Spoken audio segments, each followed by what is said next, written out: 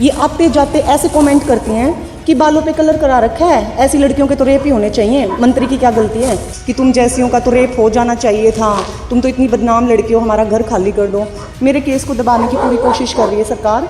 ऐसे लग रहा है जैसे सब मिलके कोई प्लानिंग कर रहे हैं और मेरे पे इतना ओवर प्रेशर बनाया जा रहा है, गाली गलौज करके, कैरेक्टर के लिए मुद्दे बना के, रेंट के इश्यूज़ खड़े करके कि मैं तो फ्री में रहती हूँ, मैं कभी किराया नहीं देती। ये पूरी प्रॉपर एक साजिश है, क्योंकि देखिए पहले दिन से अभी तक किसी भी इन्वेस्टिगेशन के लिए सीएम सर का कोई बयान नहीं आया मेरे लिए। वो कोशिश कर रहे हैं जिससे वो अपने खेल मंत्री को बचा सकें। सीएम और हरियाणा सरकार ये सब चीज़ें करा रही है। ये डेफिनेटली सीएम सर, हमारे जो मुख्यमंत्री मनोहर खट्टर लाल सर हैं, उनके इशारे पर की जा रही हैं सारी चीज़ें। जिस तरीके से आपके द्वारा हरियाणा के खेल मंत्री पर लगाए गए थे कुछ गंभीर आरोप, उस मामले में चंडीगढ़ पुलिस की जो स्पेशल टीम है वो भी जांच कर रही है एफआईआर दर्ज करने वाले, लेकिन जांच कहां तक पहुंची है, क्या कुछ कहना है? एफआईआर दर्ज किए हुए इतने दिन हो गए हैं, क्या कुछ ठोस कार्रवाई अब तक हुई आपको लगता है?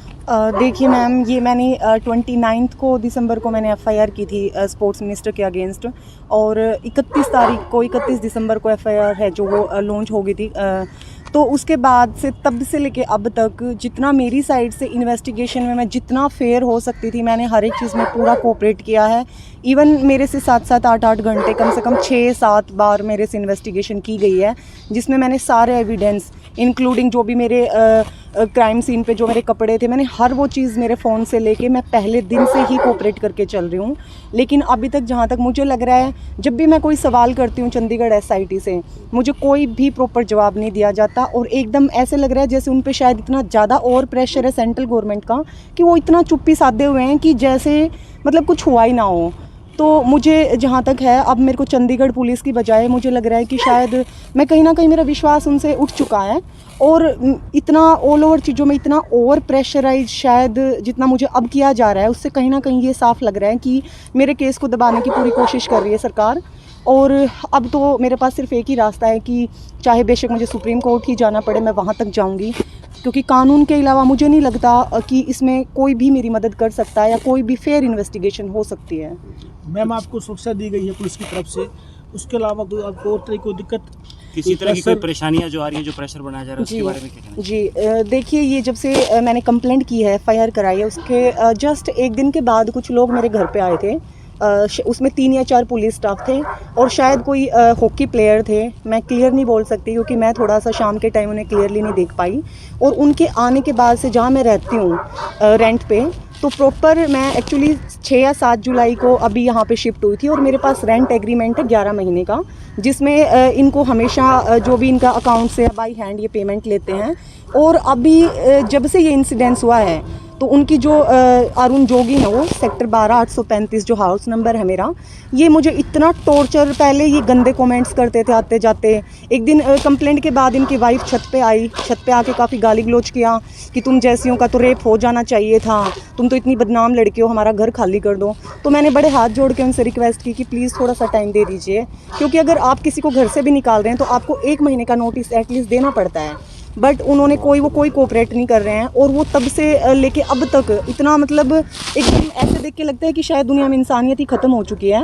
वो बार बार जब भी आते जाते, अब देखिए कल की बात है, उन्होंने कल दिन में 12 बजे, जैसे ही मैं यहाँ जैसे कि आप देख रहे हैं, मैं अपने ऑफिस में अटेंडेंस के लिए कल मैं आई, और जब मैं वापस गई तो उन्होंने घर में दिन में अंदर से ताला लगाया, जिसकी मैंने वीडियो और फोटोज़ भी लिए हैं। और मेरे इतना बार बेल करते रहने के बाद भी उन्होंने दरवाज़ा नहीं खोला, और जैसे ही वो आई, वो इतनी अभद्र लैंग्वेज की कोई इंसान सुन ही नहीं सकता, वो इतनी गंदी लैंग्वेज यूज़ करती हैं, और मेरे पे इतना ओवर प्रेशर बनाया जा रहा है, गाली गलौज करके, कैरेक्टर के लिए मुद्दे बना के, रेंट के इश्यूज़ खड़े करके कि मैं तो फ्री में रहती हूँ, मैं कभी किराया नहीं देती, जबकि मेरे पास आज मैंने पूरा दिन लग के बैंक से अपनी पूरी बैंक स्टेटमेंट निकाली है, जितना मैंने उनको गूगल पे से पेमेंट किया है। लेकिन सबका रवैया इतना गंदा हो चुका है कि इंसानियत शायद दम तोड़ चुकी है। मैं ठीक है, मेरे को हर हिसाब से मुझे ऐसा फील कराया जा रहा है, जैसे यहाँ पे मेरे स्टाफ में भी एक है नील कमल, जो कि एक डिप्टी डायरेक्टर कविता के साथ बैठ के प्रेस कॉन्फ्रेंस में भी थी। ये आते जाते ऐसे कमेंट करती हैं कि बालों पे कलर करा रखा है, ऐसी लड़कियों के तो रेप ही होने चाहिए, मंत्री की क्या गलती है। दूसरा, वो कपड़ों पे जज करती हैं, वो बाज नहीं आ रही हैं। और लास्ट में मैं इतना चीज़ों के प्रेशर में हूँ कि मेरा ऑफिस से लेके जहाँ मैं रहती हूँ, मेरा पूरा रूटीन इतना मेंटल टॉर्चर, ऐसे लग रहा है जैसे सब मिलके कोई प्लानिंग कर रहे हैं और इतना ज़्यादा दुखी किया हुआ है मुझे। और आज मेरे पास कोई ऑप्शन नहीं था, तो मैंने अपने स्पोर्ट्स डायरेक्टरेट को एक रिटर्न में ये आप देख सकते हैं, मैंने एक कंप्लेंट डाली है।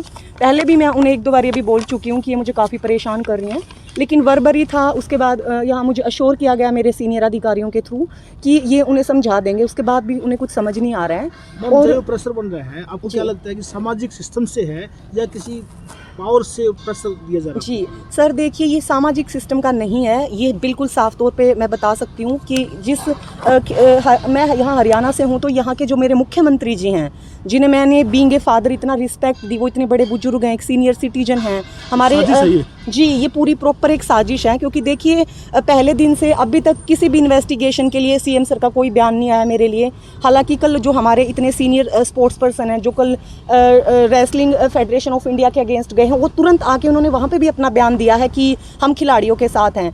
तो लेकिन मेरा मामला इतना चला हुआ है, वो सिर्फ दबाने की कोशिश कर रहे हैं। और सीएम सर और हरियाणा सरकार की तरफ से, चाहे वो सिट हरियाणा है, एफएफसी है या लोकल हरियाणा पुलिस है, मुझे इतना प्रेशराइज किया जा रहा है। जो कि सीएम सर ने अनाउंस किया था कि दुर्गा शक्ति मुझे दे दी गई है, तो वो एक सरासर मैं आप सब मीडिया भाई और अपने देश की आम जनता से, अपने स्टेट के लोगों को बताना चाहती हूँ कि देखिए मुझे कोई सिक्योरिटी नहीं दी गई है, वही सिक्योरिटी है जो पहले थी। और दुर्गा शक्ति मुझे नहीं दी गई है, वो बहुत खुल के सीएम सर ने एक बहुत बड़ा झूठ बोला है, जो कि वो बार-बार 3-4 बारी एक प्रेस कॉन्फ्रेंस करके भी वो इतना झूठ बोल चुके हैं।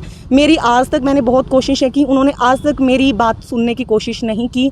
वो हर वो कोशिश कर रहे हैं जिससे वो अपने खेल मंत्री को बचा सकें, ना ही उनसे कोई इस्तीफा लिया जा रहा है।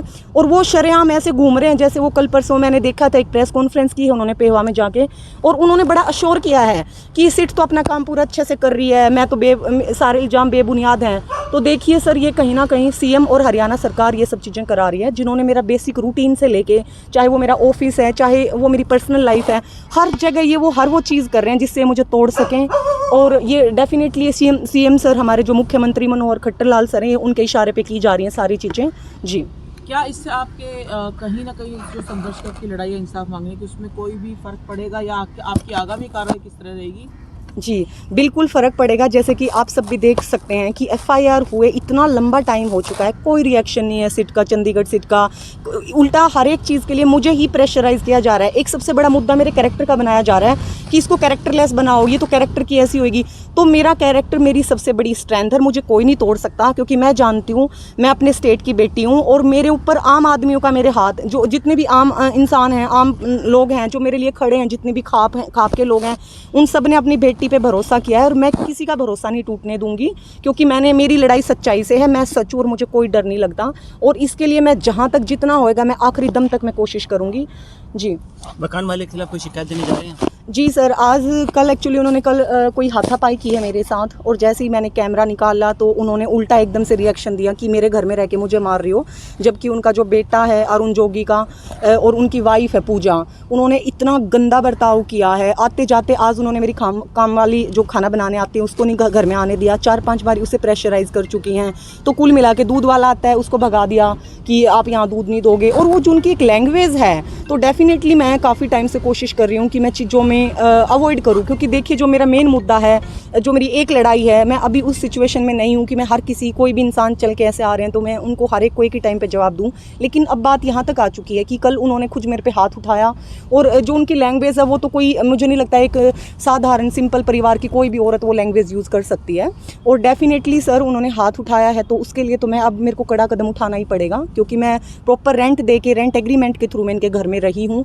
अगर मेरे को उनके घर से जाना है तो उसके लिए भी मैंने उन्हें बोल दिया था कि आप 1 महीना पहले बता दीजिए, जबकि मैं बोल चुकी हूँ उनको कि मेरा 7 फरवरी को मेरा मंथ कंप्लीट हो रहा है। उससे पहले आप दिसंबर की बात है ये, मैंने इन्हें बोला था कि जैसे मेरी एफआईआर हुई थी उसके बाद ही कि आप मेरा सिक्योरिटी रेंट हिसाब करके रिटर्न कर दीजिए, मैं चली जाती हूँ। देन ये बोले कि हमारे पास पैसे नहीं है, पैसे कोई वापस नहीं मिलेंगे। और अब जब इतना हुआ है तो हाथापाई पे बात आ चुकी है सर, तो अब देखिए मजबूर हूँ, पर कितना मतलब तो मेरे को कदम तो उठाना ही पड़ेगा सर इसके लिए। जी, करता हूँ। मुझे 1 to 1 कर रहे हो? 1 to 1 कर रहे हो? तो सिंगल में एक तो एक ही रखो।